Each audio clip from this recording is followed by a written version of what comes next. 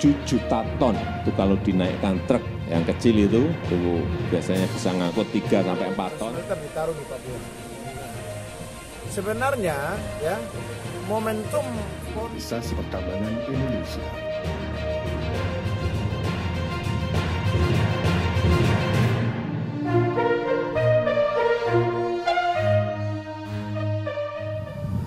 Smelter resmi dibangun di Gresik, Provinsi Jawa Timur dan akan menyerap 40.000 tenaga kerja. Dan dengan mengucap Bismillahirrahmanirrahim, hari ini saya nyatakan dimulai groundbreaking pembangunan smelter PT Freeport Indonesia di kawasan KEK Gresik, Provinsi Jawa Timur. Selasa 12 Oktober 2021, Presiden Jokowi meresmikan groundbreaking pembangunan smelter PT Freeport Indonesia di Gresik, Jawa Timur. Investasi untuk pembangunan smelter Gresik ini sebesar 42 triliun rupiah dan akan berfungsi sebagai pemurnian katoda tembaga sekaligus pemurnian emas dengan rata-rata produksi per tahunnya mencapai 35.000 ton dengan nilai transaksinya sebesar 30 triliun per tahun. Selain itu, smelter Gresik ini saat beroperasi mampu menampung sekitar 40.000 tenaga kerja.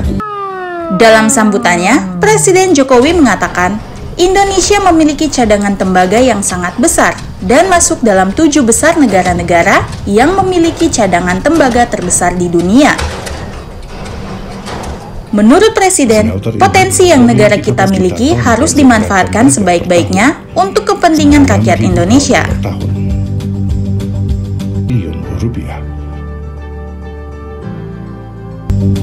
Pertengahan Juli 2021. Bismillahirrahmanirrahim.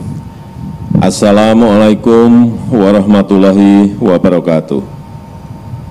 Selamat pagi, salam sejahtera bagi kita semuanya.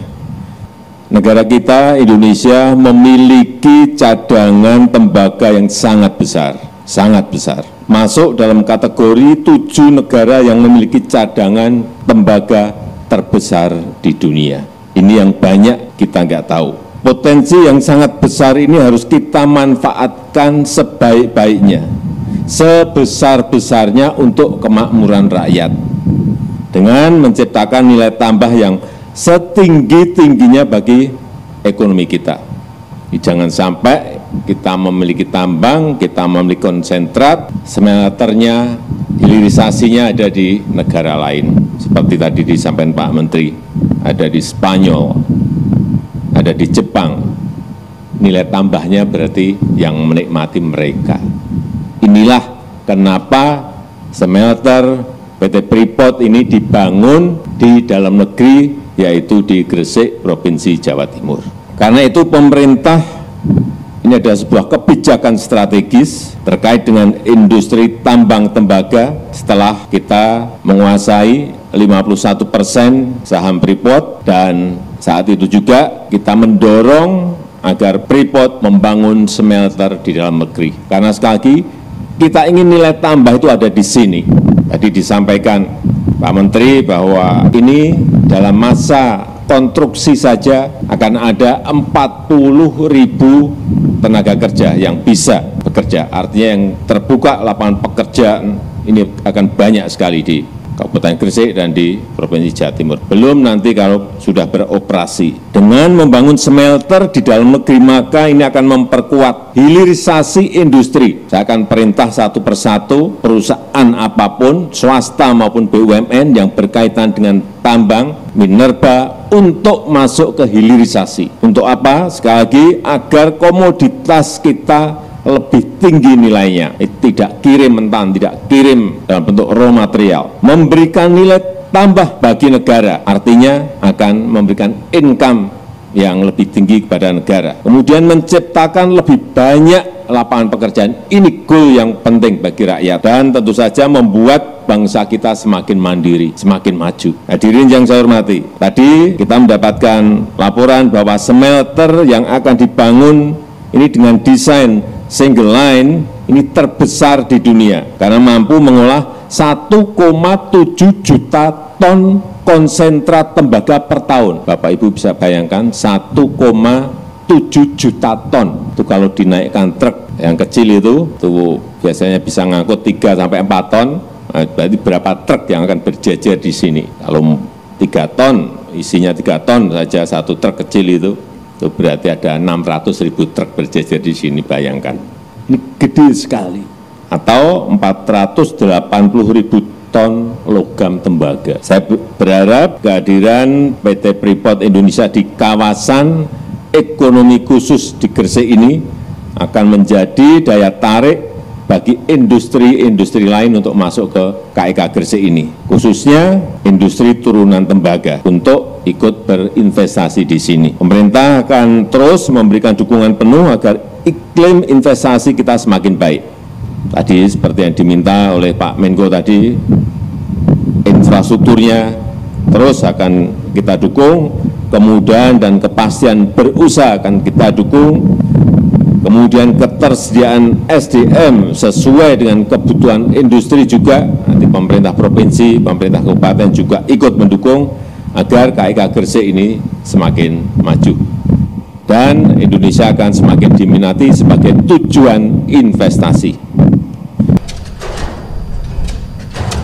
Sementara itu, pencanangan pembangunan smelter PT Freeport Indonesia oleh Presiden Jokowi pada 12 Oktober lalu mendapat tanggapan dari anggota Komisi 1 DPR RI asal Papua, Yan Mandenas.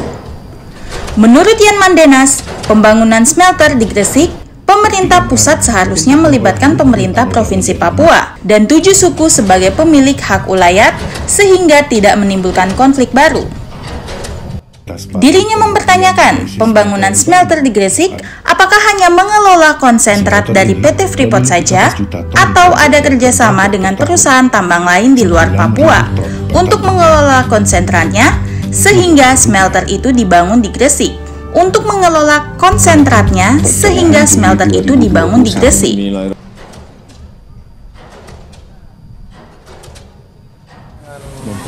Pembangunan smelter di Gresik, ya. Sebenarnya hal seperti ini sudah harus dibicarakan pemerintah dengan pemerintah daerah dengan masyarakat 7 suku, ya, terkait dengan pembangunan smelter di Gresik. Nah, pertanyaan saya, pembangunan smelter di Gresik ini untuk mengelola konsentrat dari Freeport saja ataukah memang ada kerjasama dengan perusahaan-perusahaan tambang yang lain yang di luar Papua untuk mengelola konsentratnya sehingga dibangun di Gresik mungkin dengan pertimbangan-pertimbangan tertentu. Jadi kita minta untuk penjelasan pemerintah, ya, dan juga penjelasan manajemen Freeport antara lain Inalum, ya, untuk menjelaskan alasan-alasan apa pembangunan smelter itu bisa ditaruh di Gresik. Karena selama ini Papua cukup gigih untuk berjuang agar pembangunan smelter ditaruh di Papua. Nah, sebenarnya, ya, momentum PON yang saya selalu soroti ini kan semua pejabat sampai presiden datang ke Papua. Sekarang Wapres, berarti lengkap. RI 1, RI 2 dan semua menterinya datang ke Papua. Seharusnya momen ini selain untuk kepentingan olahraga tapi dimanfaatkan juga untuk berdialog dengan pemerintah pusat terkait dengan masalah-masalah di Papua yang selama ini kita belum mendapatkan solusi dan belum mendapatkan jawaban. Nah, kalau itu bisa kita dialogkan, kita bisa mendapatkan jawaban, ya, maka akan lebih mudah untuk kita tahu apa yang harus kita lakukan ke depan untuk menangani berbagai macam isu yang berkembang di masyarakat, baik terkait pembangunan smelter, terkait masalah isu keamanan, terkait masalah implementasi otonomi khusus ke depan di tahun 2022 nanti, kemudian hal-hal lain yang memang pemerintah merasa perlu untuk mendapatkan dukungan dan kebijakan dari pemerintah pusat. Nah, saya lihat selama ini pemerintahan di Papua ini berjalan di tempat. Kita harus akui bahwa tidak efektif untuk bisa menghasilkan banyak solusi dan banyak kebijakan dari pusat untuk membantu pemerintah daerah menyelesaikan masalah Papua. Nah, sekarang tantangan hari ini ketika smelter ini sudah tetapkan di Gresik untuk mulai tahapan pembangunan, ya, dengan menyerap kurang lebih sekitar 40.000 tenaga kerja, baru kita mulai gerak teriak sincana. Masalah di Papua ini tidak bisa kita teriak. Komunikasi, ya, kemudian dialog, itu yang sangat penting, harus pemerintah rutin melakukan itu.